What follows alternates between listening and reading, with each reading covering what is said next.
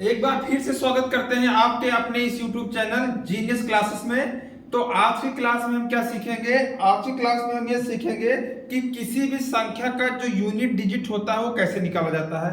तो सबसे पहली बात तो हमारा जो यूनिट डिजिट है क्या हो, तो यानी कि किसी भी संख्या का जो यूनिट डिजिट होता है वो क्या हो सकता है? जीरो हो सकता है, 1 2 3 4 5 6 7 8 9।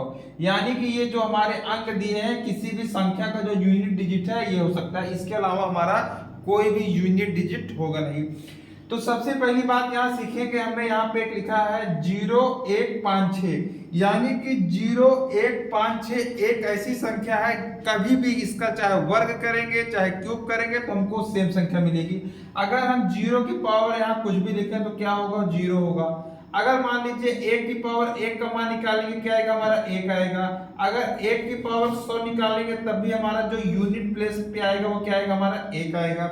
अगर हम 5 की पावर 2 रखेंगे तो अगर यूनिट प्लेस की बात करें तो भी हमारा 5 आएगा। अगर 5 की पावर अगर हम 100 भी रख देते हैं तब भी जो यूनिट प्लेस होगा हमारा क्या आएगा? 5 आएगा। तो यानी कि 0 1 5 6 एक ऐसी संख्या है, अगर किसी भी संख्या में अगर इसका गुणा करते हैं या वर्ग निकालते हैं या क्यूब निकालते हैं तो ये हमारा जो यूनिट प्लेस आता है उससे निकल के आता है। तो कौन कौन सी संख्या होगी? यानी कि 0 1 5 6। तो चलिए अब नेक्स्ट पे चलते हैं हमारा।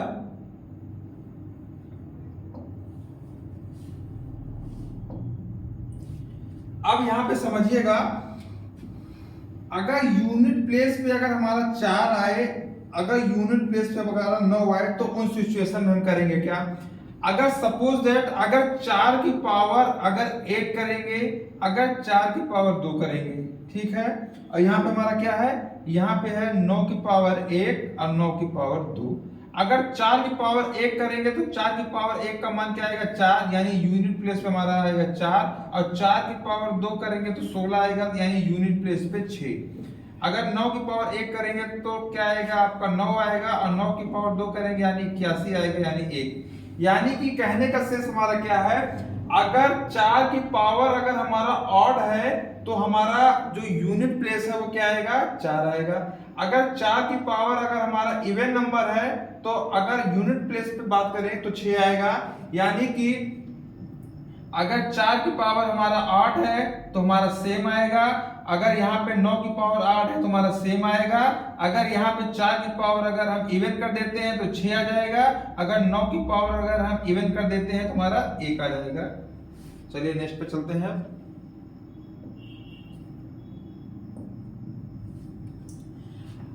आपको पता होगा, जैसा मैंने आपको बताया 0 1 5 6 एक ऐसी संख्या है, अगर यूनिट प्लेस पे बात करेंगे तो इसका सेम नंबर आएगा।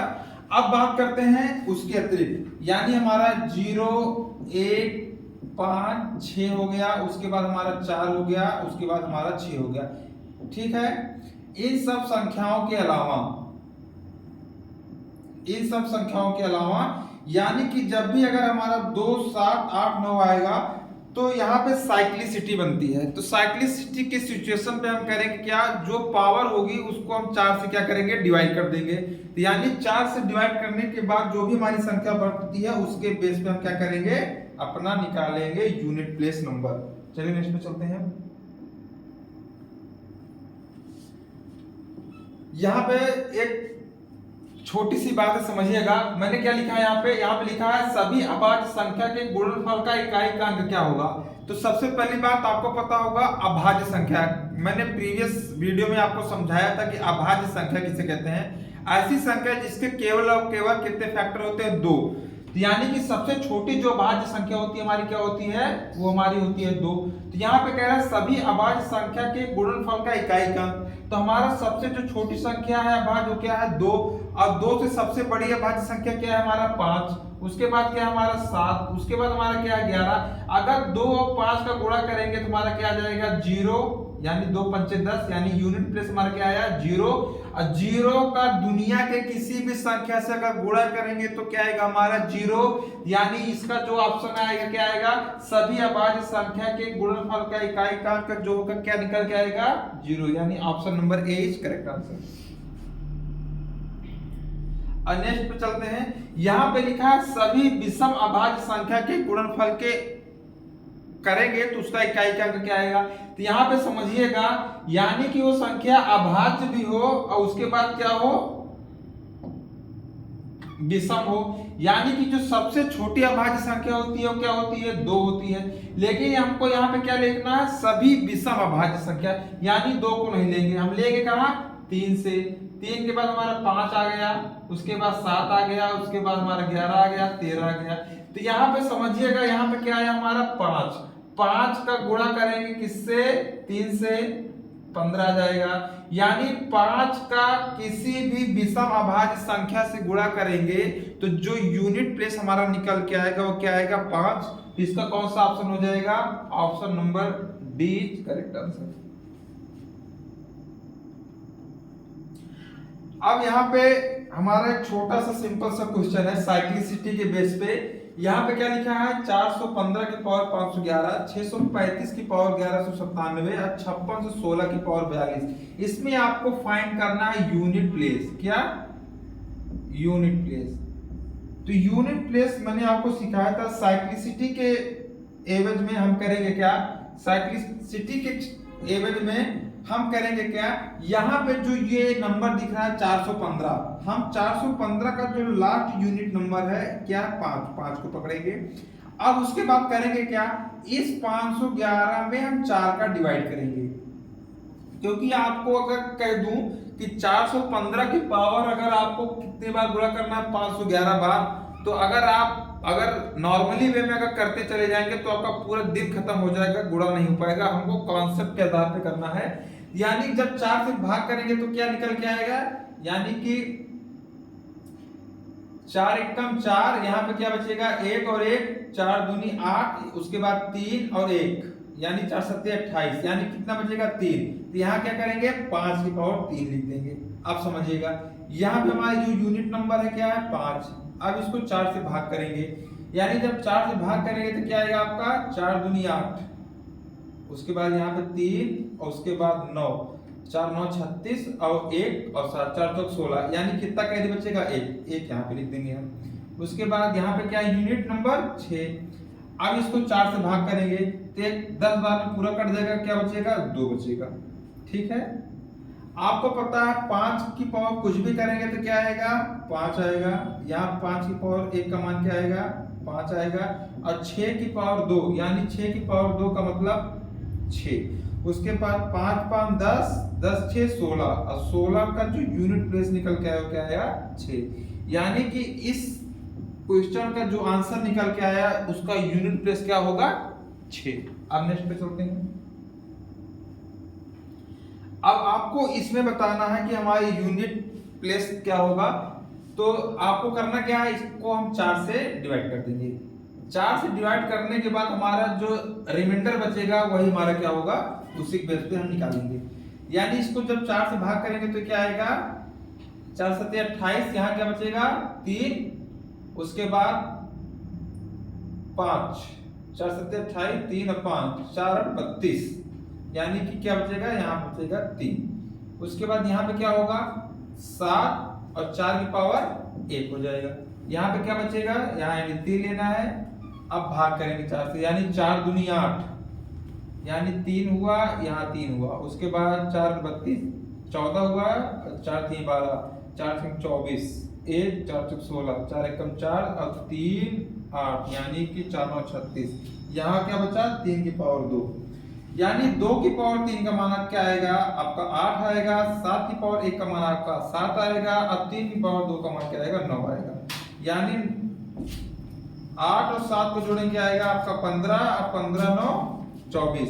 यानी इसका जो यूनिट प्लेस निकल के आया वो क्या निकल के आया, 4। यानी इस संख्या का जो इकाई का अंक होगा वो क्या होगा, 4 होगा। अब चलते हैं नेक्स्ट पे। अब आपको इस संख्या में बताना है कि इसका यूनिट नंबर क्या होगा। यानी कि हमारा जो यहाँ पे सीक्वेंस है समझिएगा क्या है, 81 82 83 84 85 86 87 88 89। यहाँ पे पता होगा आपका 85 आया होगा।